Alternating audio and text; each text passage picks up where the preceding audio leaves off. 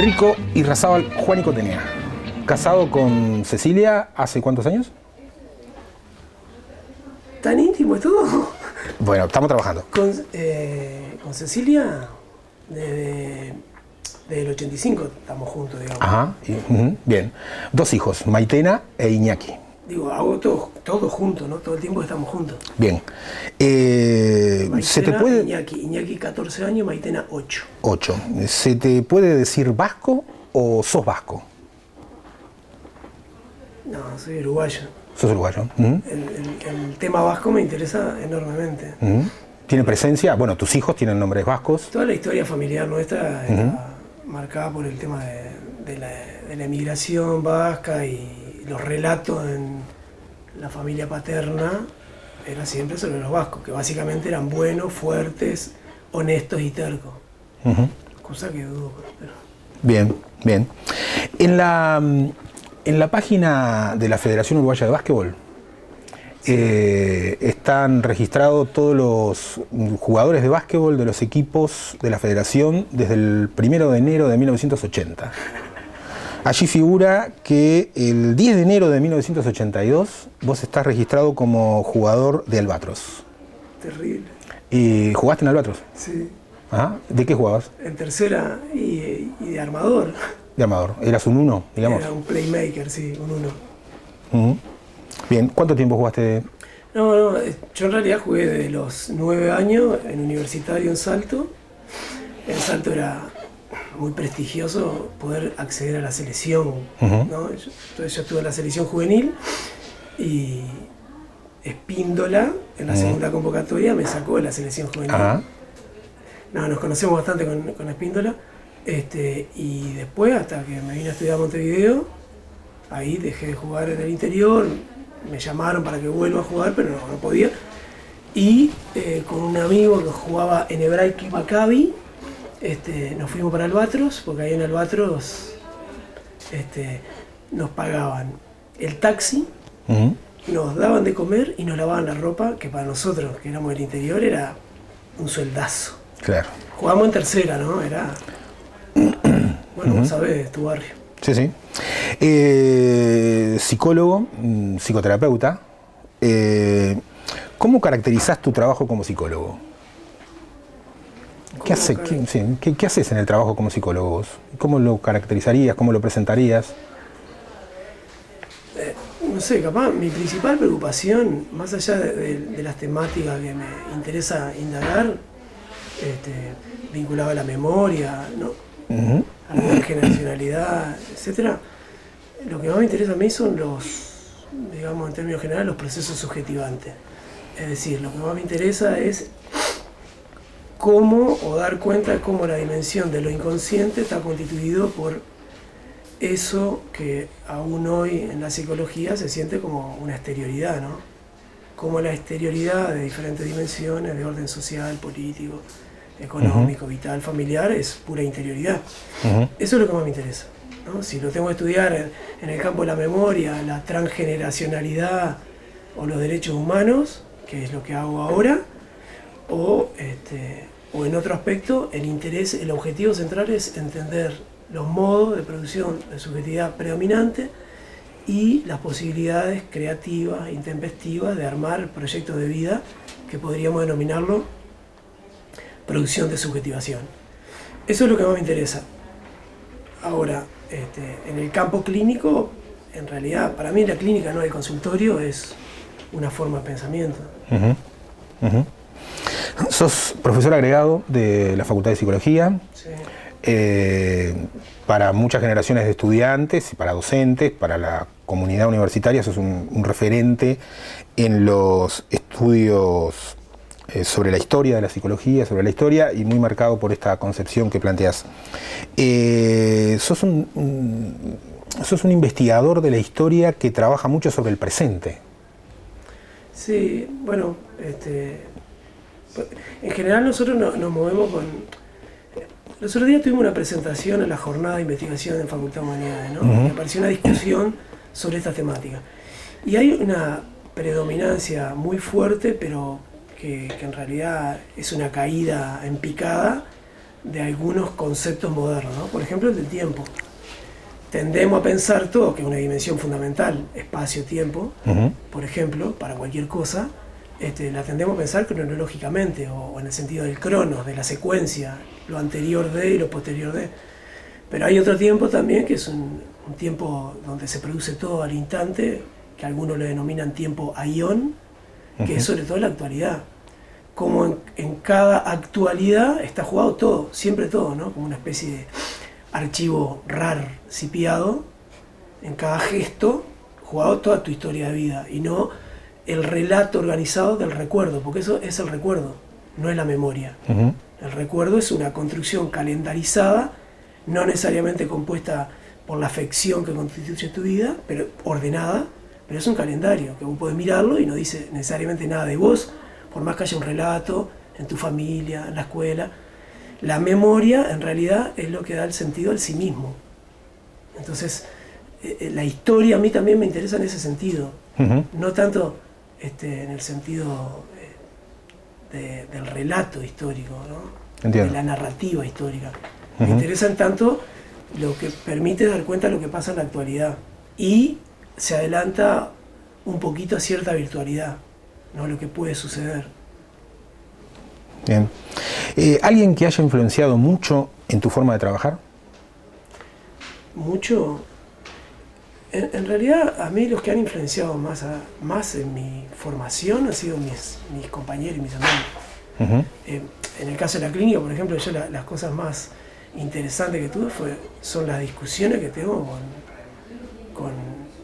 no solo con colegas, con amigos en realidad, ¿no? Bueno, un poco robándole a la revista Salud de Locura, plantea, la clínica se hace entre amigos, se hace en una esquina. En realidad es como la distancia existente entre algo y vos no es de centímetros, es de intensidad. Entonces puede ser muy intenso un diálogo en un boliche o en el medio de la academia. La cuestión es la intensidad. Entonces yo creo que mis amigos por un lado, y bueno, después hay algunos docentes con los cuales yo lo he confesado públicamente, yo estudiaba para rebatirlos en clase. ¿No? Dos de ellos, así, abuelo de pájaro y rápidamente, José Luis Revelato y Juan Carlos Carrasco, yo estudiaba para discutir con ellos y perdía por unanimidad, ¿no? Pero fueron importantes para mí porque por el enfrentamiento, ¿no? Por tener que confrontarlo, ¿no? En el caso de Juan Carlos, vos sabés, fue un amigo atemporal, ¿no? Porque tenía mucho más años que nosotros, pero éramos como de la barra, ¿no? En el caso de Juan Carlos para mí fue muy importante cómo pensaba más que algunas cosas que él planteaba, ¿no? Lo que me dejaba muy en Orsay Juan Carlos era lo atrevido que era, ¿no? Atrevido fundado, atrevido sostenido argumentalmente, pero atrevido, ¿no? Siempre con capacidad de relacionarse con los más jóvenes, ¿no? Yo en ese sentido me siento más viejo que Juan Carlos.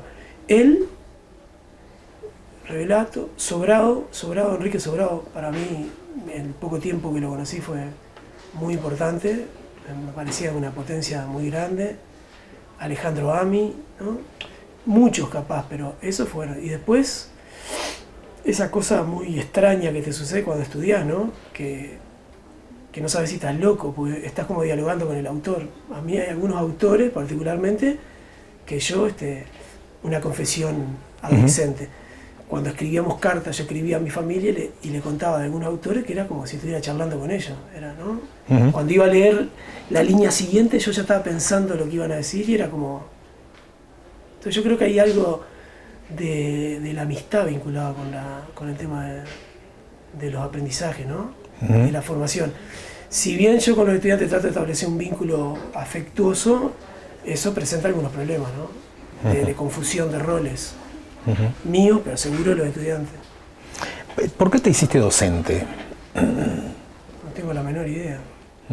En mi familia, mi madre era maestra, una de mis hermanas maestra, había una tradición vinculada a la educación, pero No sé, creo que en realidad creo que tiene que ver con el CEUP, ¿sabes? Con el centro estudiante.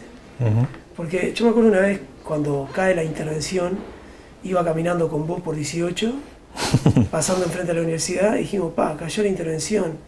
¿Y ahora? Porque claro, empezaba el cogobierno y nosotros no sabíamos qué era el cogobierno. O sea, teníamos la consigna política del cogobierno, pero no sabíamos lo que era una moción de resolución, un cierre de lista, que era hablar a más de 10, ¿no? O sea, ejercer el cogobierno, un proyecto de resolución, un expediente, no teníamos ni idea, porque estábamos fuera de ese ámbito democrático, ¿no?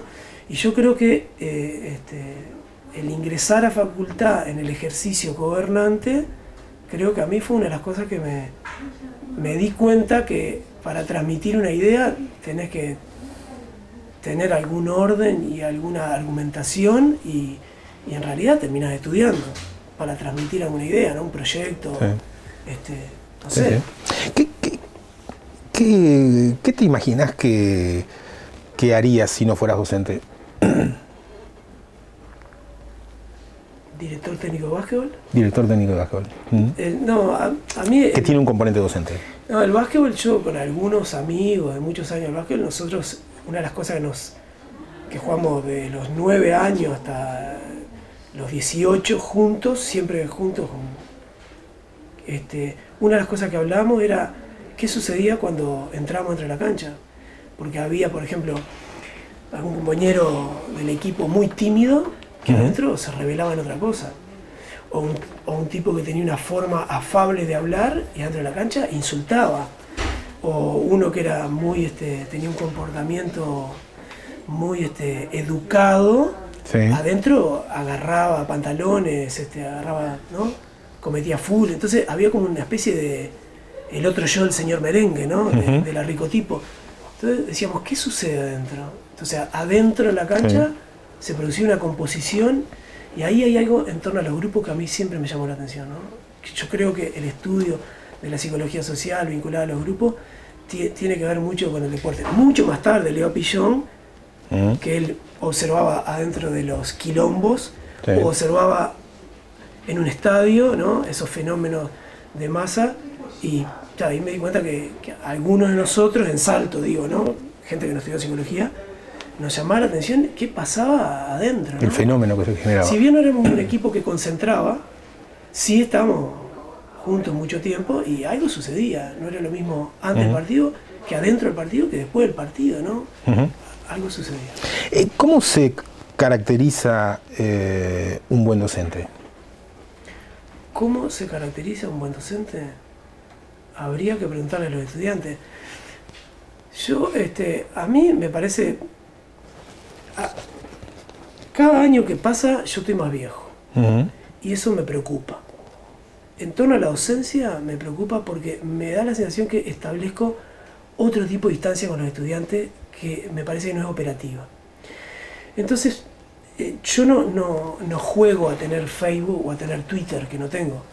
Pero sí me parece que hay una dimensión de la tecnología que yo la necesito, pero que además si no la tengo, me resta la comunicación.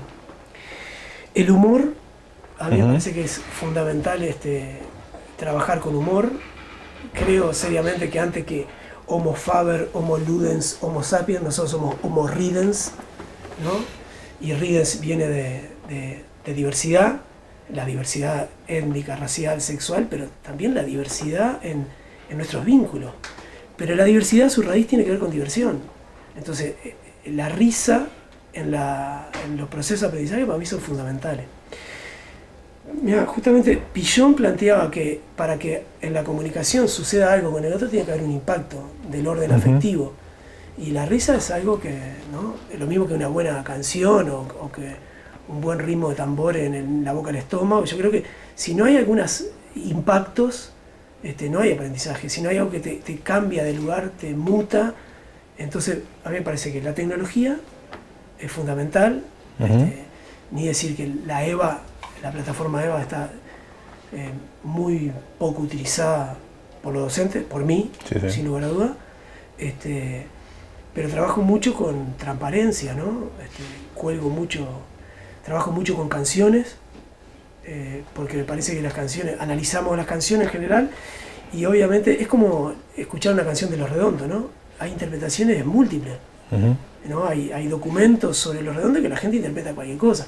No sé si el unicornio azul ¿cómo es? De Silvio Rodríguez es el canuto de una lapicera Bic, o es esa inexistencia, no lo sé, porque capaz después le preguntás y no sé si en ese momento le pasó algo, dejó con la novia o habían consumido algo, pero uno toma eso y hace lo que quiere, ¿no? Con una obra pictórica, con un poema, con una canción, uno siempre hace lo que quiere con eso. O sea, el autor nunca escribe. Cuando lees el libro, en realidad lo escribís vos, porque haces interpretación. Entonces me parece que lo que para mí un buen docente es aquel que logra en los estudiantes generar múltiples conexiones de análisis, ¿no? No una verdad, pero no por un problema democrático. ¿Estamos ahí? No por un problema democrático, sino por un problema de cuanto más multipliques las conexiones, me parece que son mejores los aprendizajes. Si vos tenés una sola línea de conexión, no es una metáfora de las dendritas ni de las conexiones, pero si quieren pensar en red o en trama, me parece que cuanto más multiplicás las conexiones, más te apropiás del aprendizaje. Bien, bien. Jimena Pérez, una graduada de nuestra facultad, que está terminando su doctorado en Lyon. Sí. Cuando la conocí hace un par de años, me comentaba que ella había conocido a Michel Foucault con tus clases en historia de la psicología y la universidad en primer año. Sí. Que ida a Francia a estudiar, obviamente que la presencia conceptual, filosófica, cultural de Foucault es impresionante, pero que para ella había implicado volver a estudiar a Foucault, ¿no? Y estudiarlo de otra manera, con otras perspectivas. Jimena me decía hace un par de años que ella conservaba aún los apuntes de tus clases porque le habían ayudado muchísimo a entender a Foucault.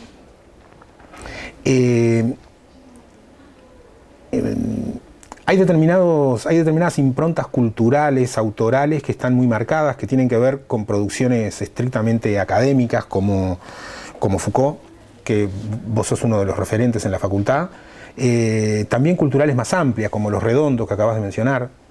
¿Qué otras improntas podés mencionar en tu producción cultural, académica, que te parecen, que te han marcado, que te marcan? Yo no me creo un referente en Foucault, ¿no? Ajá. Yo tuve tres crisis en la formación. Tres crisis que padecí, pero también me divertí, ¿no?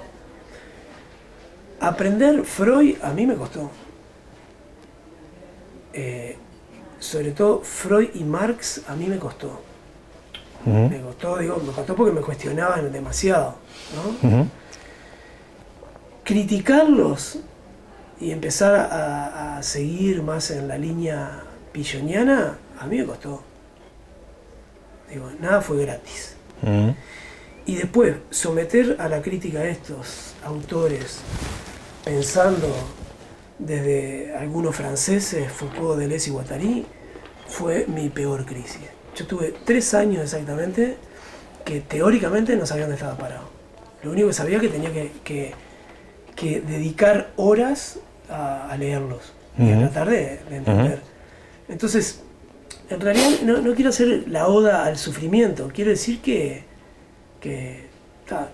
yo lo leí, y sobre todo lo leía porque todos estos autores me apasionaban, ¿no? Yo creo que si no hay pasión no hay nada, ¿no? Si no hay amor, que no haya nada, dice el Indio Solari. Realmente a mí me apasionaban, y me apasionaban porque a veces no me dejaban balbucear una palabra, ¿no? En una reunión no podía afirmar nada porque estaba en duda. Yo creo que bueno, esto de primer año, yo lo empecé a introducir el primer año y yo tuve algún problema en facultad, ¿no? Porque parecía que había una especie de biologicismo, ¿no?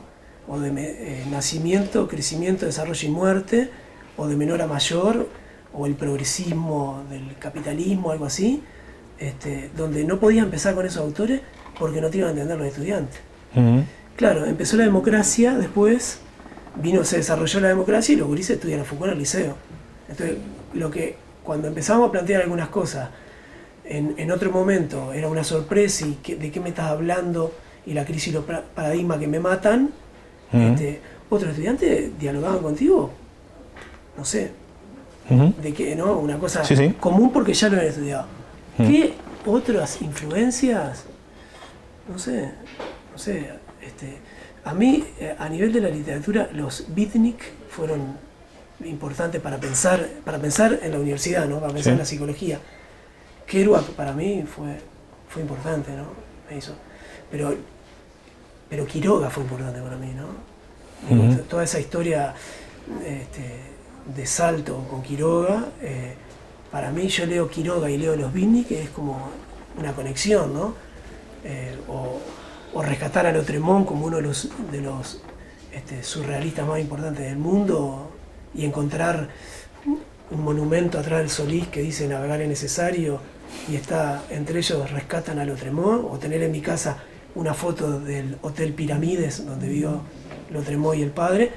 Para mí, bueno, algo de eso, ¿no? Y la música para mí es importante. No sé por qué se murió Amy Winehouse, la descubrí muy tarde, pero hay cosas que a mí...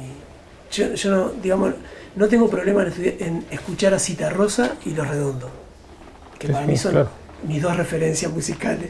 Claro. Y sobre todo a Los Redondos lo descubrí muy viejo, ¿no? Podría haberlo descubierto antes. ¿Qué es lo interesante de esto? Me parece el lunfardo. Me interesa mucho el lunfardo, ¿no? Me interesa hablar con imágenes. Y creo que estos, me parece que en Citarrosa, es mucho, ¿no? Mi pobreza me permite hablar de esto, ¿no? En Citarrosa y en Los Redondos lo que yo encuentro, que las canciones es como si no tuvieran letra, ¿no? Como si fuera una máquina de disparar imágenes. Y eso me parece tiene que ver con el pequeño A o con la energía libre en Freud, o el pequeño A en Lacan, ¿no?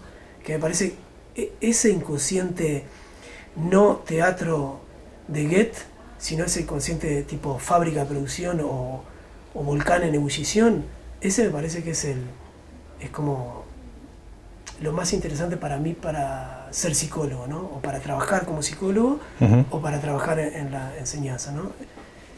Cuando lees a Freud, por ejemplo, es difícil encontrar que denomine el inconsciente, encontrar lo inconsciente. O sea, el indeterminable ese me parece que es como lo más rico, y por ahí alguna referencia musical o alguna referencia en literatura que me parece que creo que mucho más que cualquier disciplina científica dura o blanda, me parece que los músicos y los plásticos y los escritores son mucho más atrevidos que nosotros, porque ellos, bueno, toda la barra beatnik hacían experimentos consumiendo alguna sustancia psicoactiva, porque de lo que se trataba era acceder al inconsciente, ¿no? En el caso de Burroughs, que escribía en la máquina con el papel sin fin, era disparar todo, ¿no? Entonces yo creo que un pintor que se enfrenta a la angustia de la tela blanca, cuando produce un cuadro, en realidad no recrea la realidad, produce realidad. O sea, eso no estaba antes, ¿no? Entonces es como una lava que se derrama y produce algo y modifica. Entonces, mirar... El otro día, trabajando con una estudiante sobre una tesis de final de grado, empezamos a buscar a Diego Rivera, ¿no? Y cuando empezamos a mirar los murales de Diego Rivera, que yo lo había visto, yo no podía creer. Sí, claro. No, podías terminar con Da Vinci, pero yo creo que transforman lo real. De verdad que lo transforma, ¿no? Uno modifica. Vamos con tres últimas rápidas. Una, en tu opinión, ¿cuál es la innovación más importante de la psicología en el comienzo del siglo XXI? La innovación más importante... ¿Qué es lo más nuevo, lo más impactante, lo más removedor que la psicología está planteando en este momento?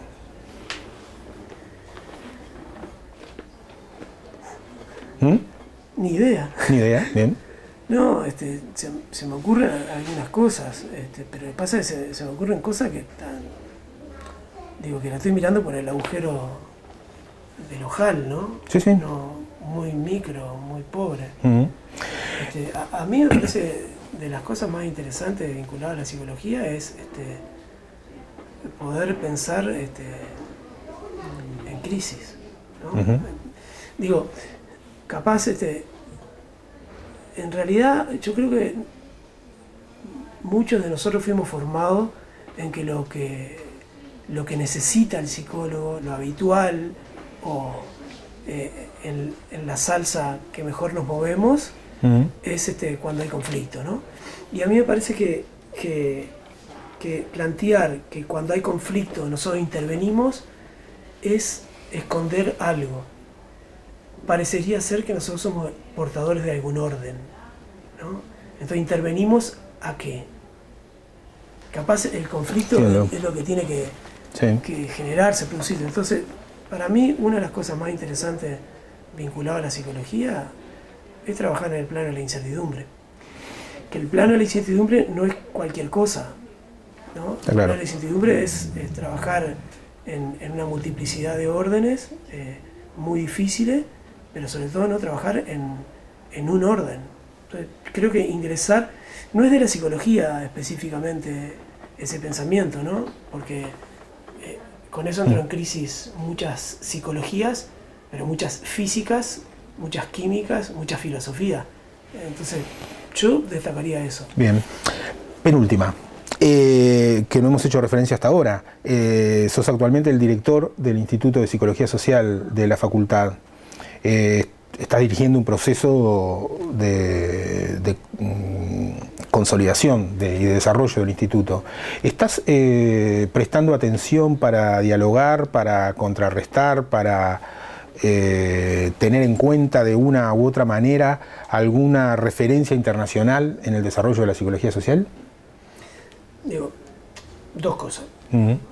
Primero, cuando yo accedo como director, lo que planteo son algunas líneas de trabajo.